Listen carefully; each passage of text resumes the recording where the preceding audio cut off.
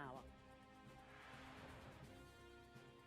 And it's looking unsettled for the rest of this week with cool and windy conditions as well as some blustery showers and longer spells of rain. I'll have the full details later on in the programme.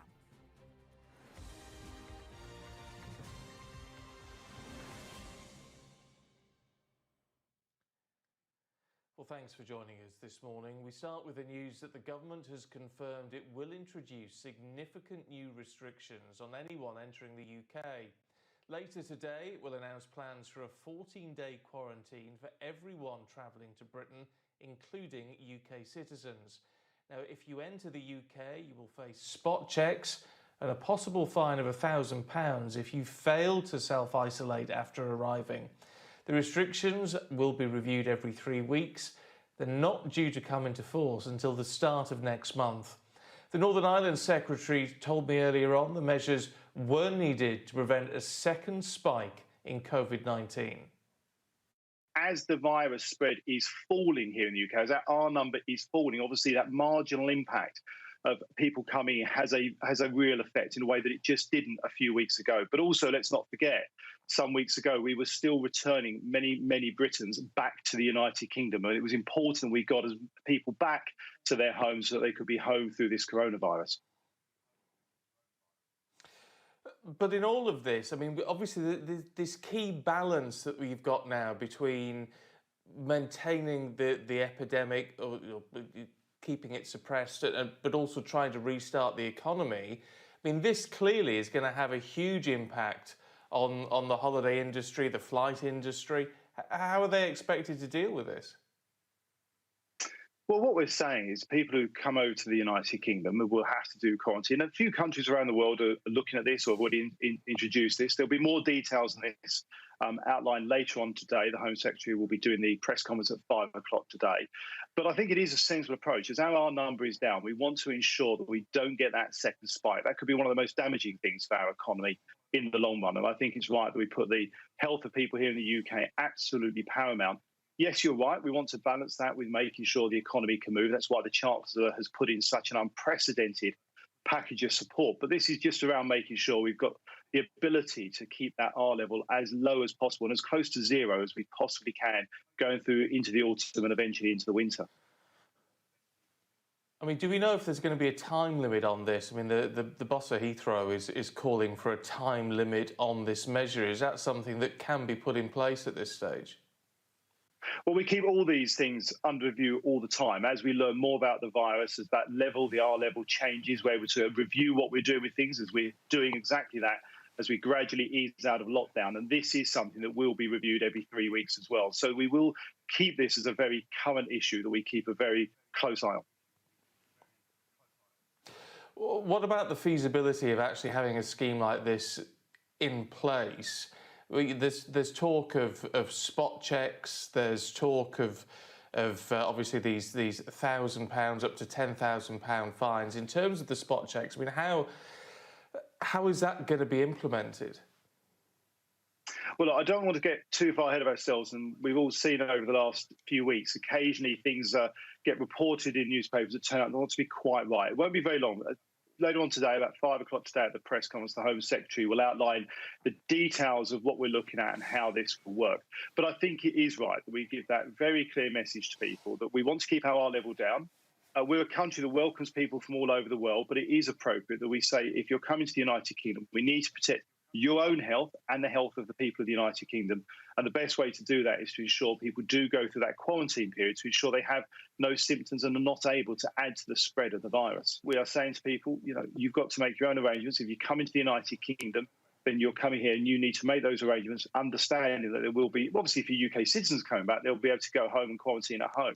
For visitors, they will need to make arrangements for where they can do that quarantine for 14 days. But as I say, full details will be clear later on today when the Home Secretary speaks to people at 5 o'clock. Does all of this scheme mean that you're totally blowing the air bridge scheme out of the water? The thing that Grant Shapps has sort of seemed to announce in Parliament on Monday, and then everyone said wasn't actually happening. Well, we're looking at a wide range of things. And as I say, these things are always kept under review. So we're always looking at what is right, what is appropriate, what is good for the health of people in the United Kingdom and our visitors, and also making sure we do it in a way that supports and balances with our economic needs. And that's why which, as I say, the Chancellor put such a big package in place. But that's also why we keep these things under review. But there's no plans for that at the moment.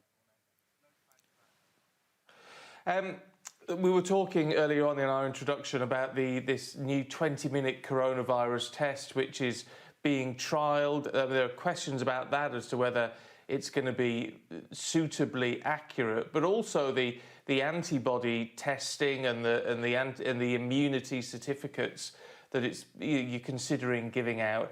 Do any of these systems actually work? Because we've got an issue with reliability with testing. We know that has to be checked and checked again. But then also with any sort of antibody detection, we don't know what level of immunity that gives people, do we? Well, in terms of the test, the antibody test, the health teams are confident they are accurate, and that's why they're prepared to invest in that 10 million plus tests and to roll it out to thousands of people who want to take that test and are appropriate to take that test in the weeks and months ahead. It's part of the process of how we deal with keeping that R level down and driving it down lower. People having the confidence to be able to understand whether they've had the virus. There'll be a lot of people watching this program right now who believe they may have had the virus, aren't sure if they had the virus, whether they're asymptomatic, and will want some confidence to understand that. The antibody test will give us that ability, and that will mean we're also getting more information from people as we go forward with track and tracing about where this virus has been spreading and how it's spreading and what it's doing. Now, there is an issue that, as Sage themselves, as the chief medical advisor and the scientific advisors outlined, that we don't know yet just how much and for how long any antibody protection may give somebody. But it is right that we give people the opportunity to have a bit of confidence around whether they have actually had this virus already or not. I mean, obviously, there's a lot of attention on trying to prevent or suppress a second wave of this. Isn't there a concern in government that if people have been, aware that they've had coronavirus, COVID-19, that they may well then go on to think they can do what they like because they've had this and won't get it again, which, as you say, we don't know if that is the case. Well, this is a whole new virus. It's something we're all learning more and more about. And that's why, first of all, obviously, when somebody has had something and gets antibodies, there's a level of immunity. What we're not certain yet is how long that may last for, what level of strength of immunity people may have with this virus. We're all learning as we go forward. But it's why, regardless of any outcome of a test and whether somebody thinks or has had coronavirus or not, the key messaging still stands very, very clear, which is to follow those guidelines, to keep the social distancing. And importantly, one of the most important things that I think we've got to make sure we don't forget is to keep washing our hands, really thoroughly wash our hands on a regular basis and follow good personal hygiene and follow those guidelines. And that's the best way for us all to keep this virus low and to keep that R level very, very low and close as we can to zero. Meanwhile, the Shadow Health Secretary, Jonathan Ashworth, told us while he supports the quarantine scheme, it should have been introduced much earlier. Many people asked why we didn't do this sooner. I well remember when football fans in Spain couldn't go and watch a football match in their local stadium, yet the Atletico Madrid fans were able to get on a flight at Madrid, fly into Liverpool and watch the Liverpool Atletico Madrid game at Anfield back in early March. I mean, many people were asking why things like that were allowed to go ahead and why we were not quarantining people, not least because the Chief Medical Officer told the relevant Select Committee in the House of Commons a week or so ago that that we imported the virus early on from Italy and Spain. That's how the virus was seeded. So many. But we do have people like Ryanair's chief executive, though, Michael Leary. He's predicted that people will simply ignore something which is so hopelessly defective, he says, and it's idiotic and it's unimplementable. You don't have enough police in the UK to implement lockdown. Well, I'll tell you what's utterly idiotic is not taking all measures necessary to take on this deadly virus, which has killed tens of thousands of people and has made a lot of other people very, very ill. Not taking all the measures that we should be taking is the idiotic position. Our political correspondent Rob Powell is in Westminster for us now. And Rob, many people asking that question, why now? Why this 14-day in quarantine now and not before? Yeah, so the government says that introducing it earlier in the pandemic wouldn't have had as much effect because there was quite a lot of community transmission going on within the United Kingdom at that point. And also everyone was being asked to essentially stay at home anyway and self-isolate if you had symptoms. I think the question that is still unanswered, though, is why these measures weren't brought in right at the very beginning of this epidemic, as John Ashworth was pointing out there, to prevent cases being imported before it was being passed between people actually within the country. That may well be something that Priti Patel is pressed on when she announces details of these measures in the daily press conference later today. In terms of what we know so far, we have been given some bare bones, if you like, about what this policy will look like. It'll be a 14-day quarantine for anyone coming into the UK. Travellers will be asked to provide an address at the airport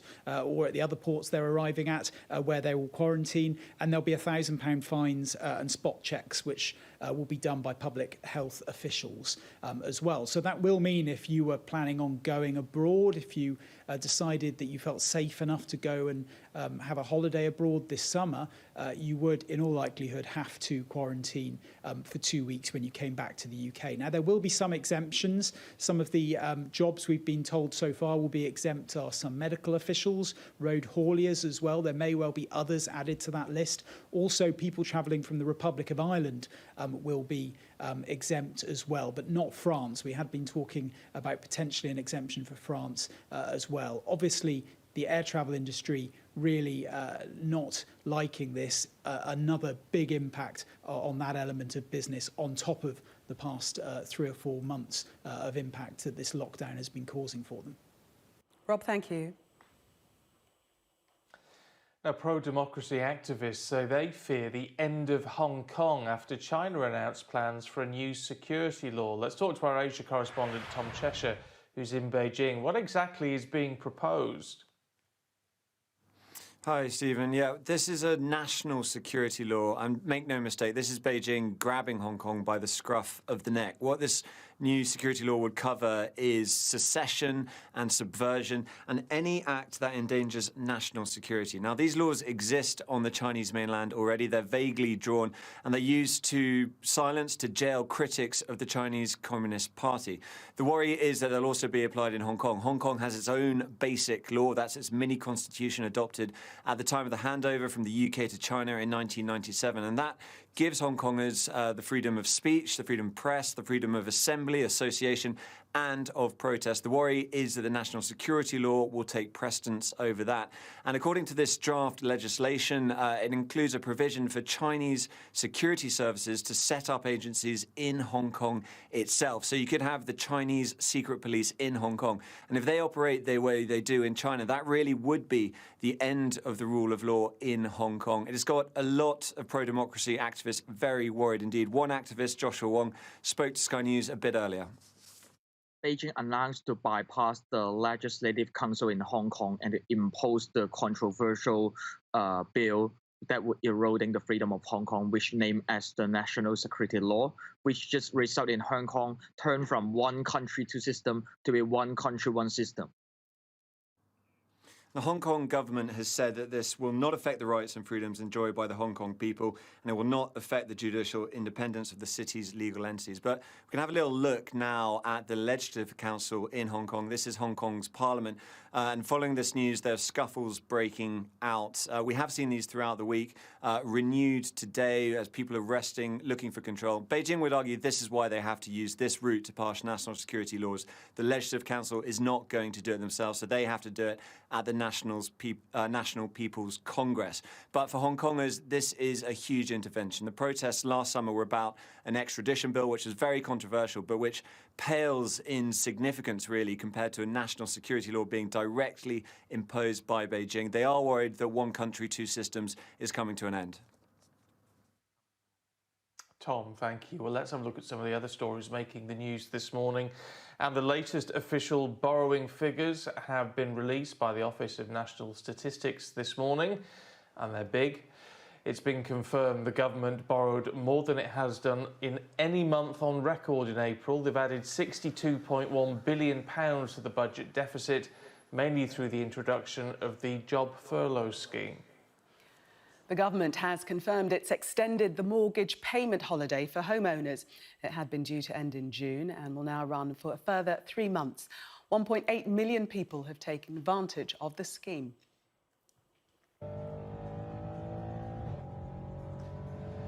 Now, these are pretty shocking pictures. Police investigating a video posted anonymously online, apparently showing a driver travelling at just over 200 miles an hour during the lockdown. He appears to be, or she appears to be, filming the speedometer whilst changing lanes and passing cars. Police say they think the video was taken in Sussex and they're trying to identify the driver.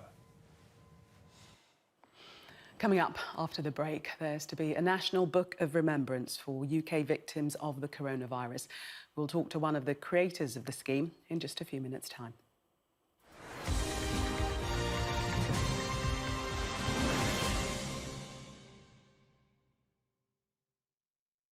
The first daily briefing announcing some highly significant changes to the way we are going to live our lives. Nobody thought they'd be treating so many so quickly. Something nobody expected.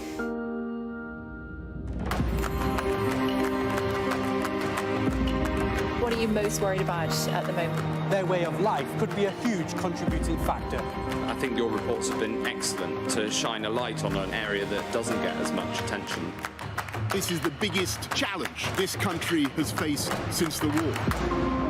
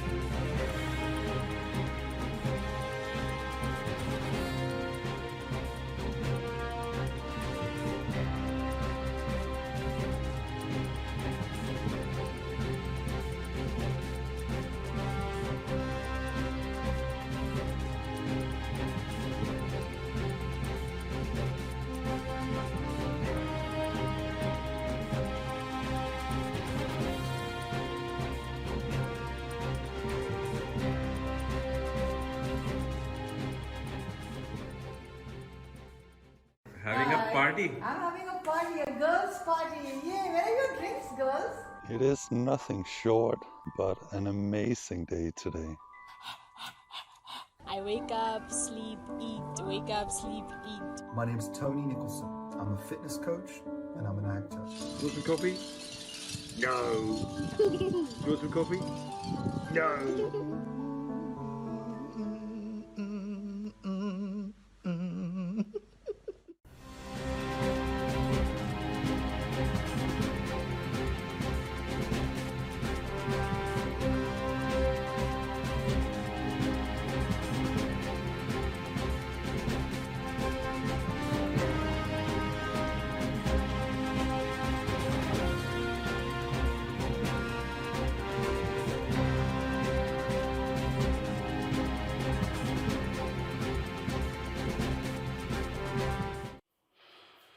Every family in Britain who loses a relative to coronavirus is being invited to contribute to a National Book of Remembrance.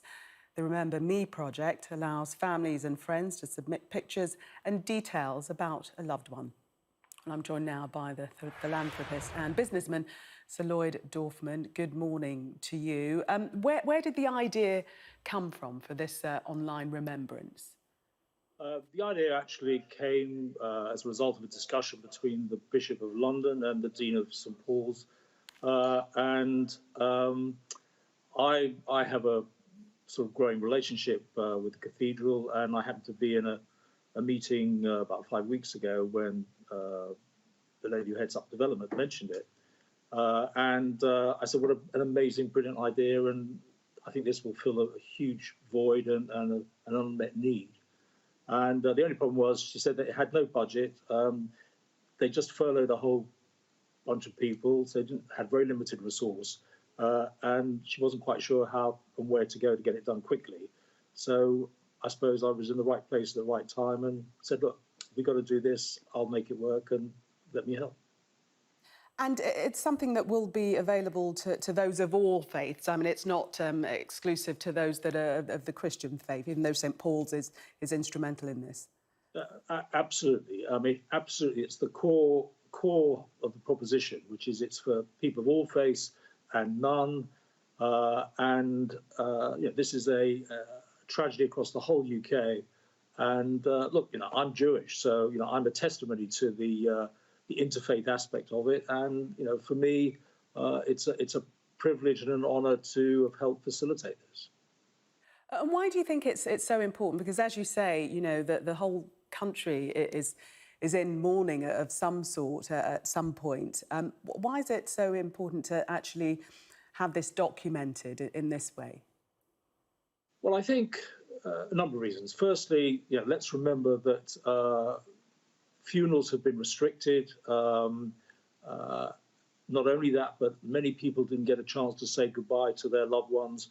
So there's a huge sort of grieving process going on across the whole country, which has not really had a chance to sort of express itself properly. And St Paul's Cathedral has always had this historic role as a sort of remembrancer to the whole of the UK for national events and indeed terrible tragedies. And the coming together of those things means it's not going to bring their loved ones back, but here they have an opportunity to give, rather than just being a statistic or an unfulfilled funeral experience, here is something that their loved one will be a part of a historic, symbolic national institution for hundreds of years. So as well as the online remembrance, there's going to be a physical memorial as well. Tell us about that. Yeah, I mean, we thought that the important thing was to get this online book of remembrance going, certainly in the current environment. But we felt down the road, there's a sort of second phase to all this, which will be to create a permanent physical memorial actually inside the cathedral, which will be in memory of all those who died as a result of coronavirus. And also there were plans, when it's able to happen, to have a proper full memorial service. I mean, this has been a terrible tragedy for many families. Their loved ones would not have died but for this virus.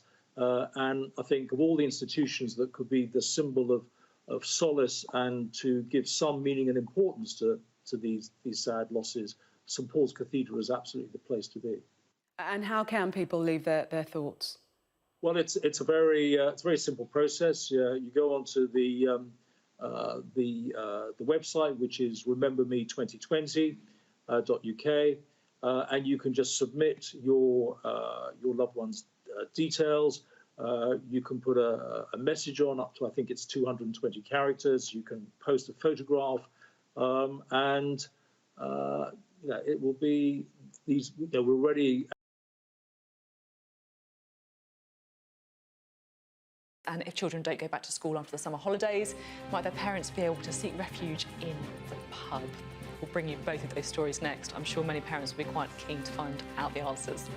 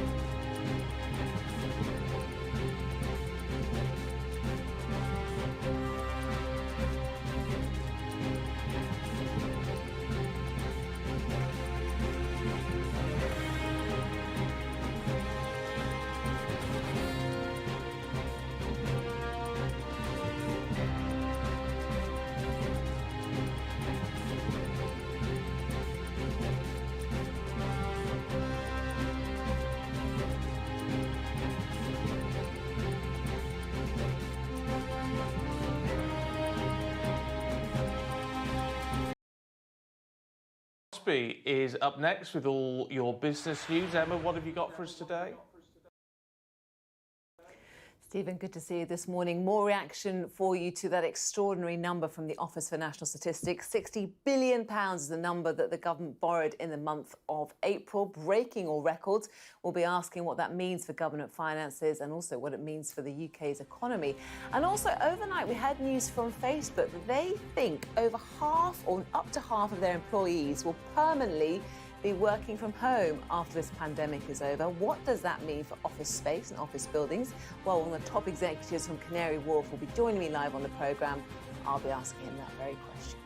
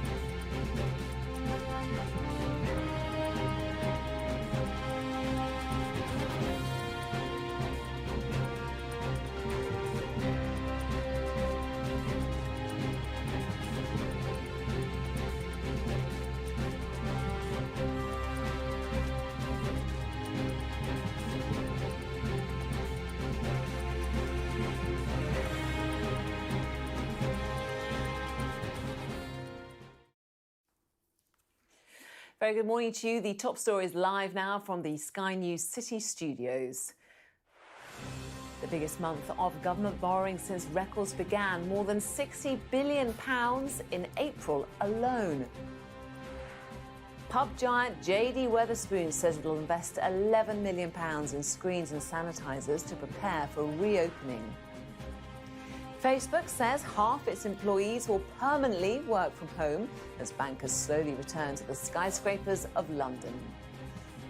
Back to what you know, out-of-favour cereals get a boost to sales. I'll be speaking to the UK boss of Kellogg's. And how a British digital startup became one of Europe's biggest plant retailers almost overnight.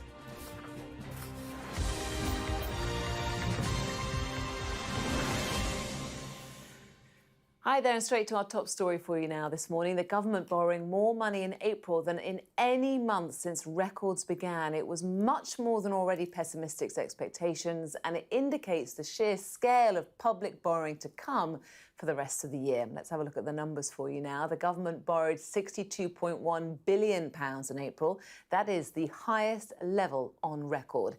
It is up £51.1 billion on the same period last year. And if we have a look at the chart for you, you can see just how stark that huge jump is, that big line on the red there. This shows monthly borrowing back to 1997 with that extraordinary increase to the far right. Well, the Office for Budget Responsibility says it expects borrowing for the full financial year to be £298.4 billion.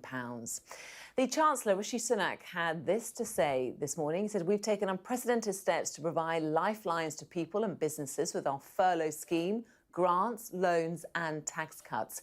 If we hadn't provided this support, more livelihoods would have been put at risk and the economic and financial cost would have been much worse."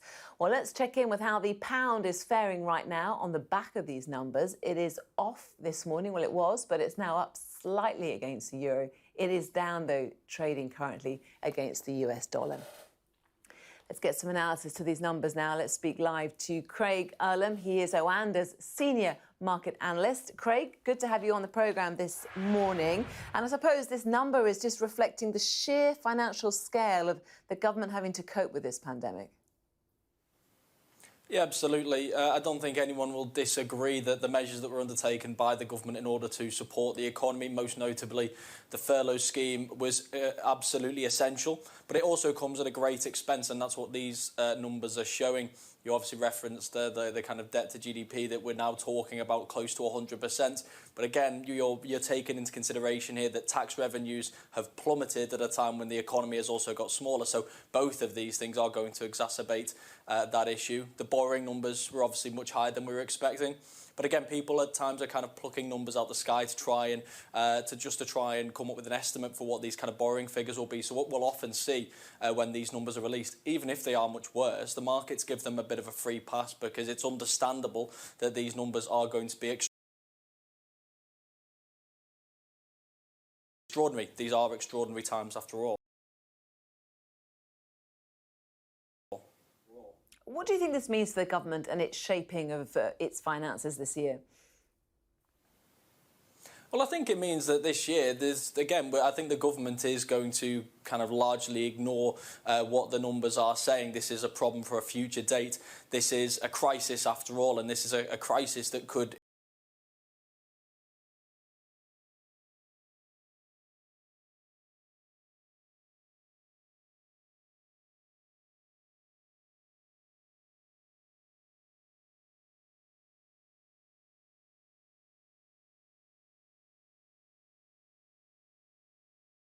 evolve into a depression.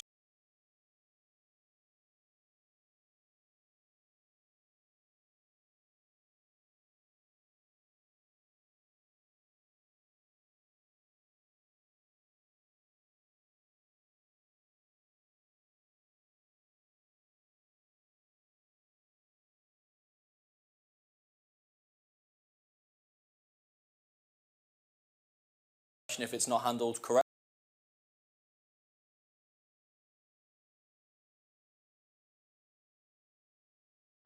So really, at the bottom of the list of the priorities as far as the government is concerned, you think my knees are crusty? Is going to be how much debt they're going to have to Are you raise kidding in me? order to These avoid. and G's of super satisfied. Hey guys, and welcome to a new PvP challenge, an idea that I've had at the back of my head for an incredibly long time, and we've never done it.